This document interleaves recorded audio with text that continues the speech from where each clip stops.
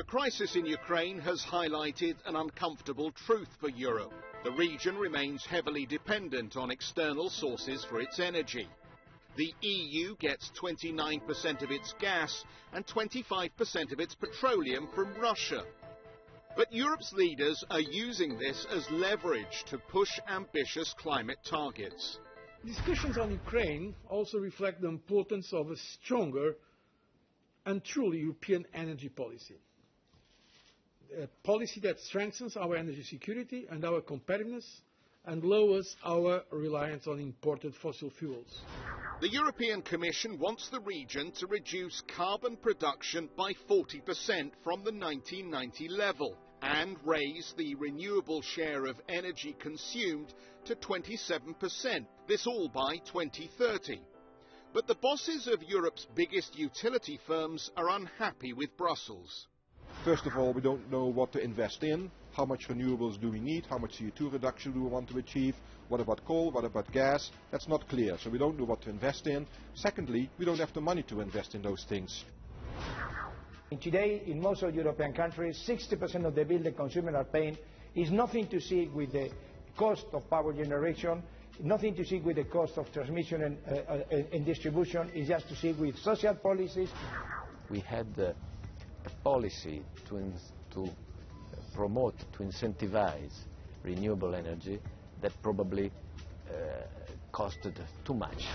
From an investment point of view, Europe's largest utility firms are not an easy buy. All have underperformed their wider market, and RWE has seen its share price almost halve over the last 5 years. The big energy companies have invested heavily in fossil fuels but have failed to anticipate the transformation in the market that's gone on, which includes a lowering of demand and a renewable energy revolution, which has undermined the price that they're getting for their power.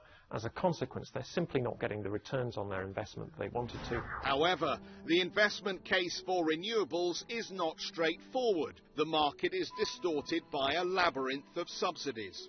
Wind turbine maker Vestas has seen its share price shoot up over 200% in the last 2 years. But over 5 years, it's actually down. So who will benefit from the push for renewables? The companies that are filling the void in terms of new investment are often small ones. In Germany, only 4% of renewable investment is done by big utilities. So we can see the structure of ownership being completely radicalized by the renewables revolution, and the utilities just don't seem to be keeping up. If you're going to be a survivor in an industry where there's a pressure downwards on price and there's a pressure upwards on investment, size matters. Whilst the end goals may be energy independence and climate change reduction, these come with higher energy prices for consumers in Europe, whilst the established utilities are facing lower demand and rising costs, a troubling cocktail.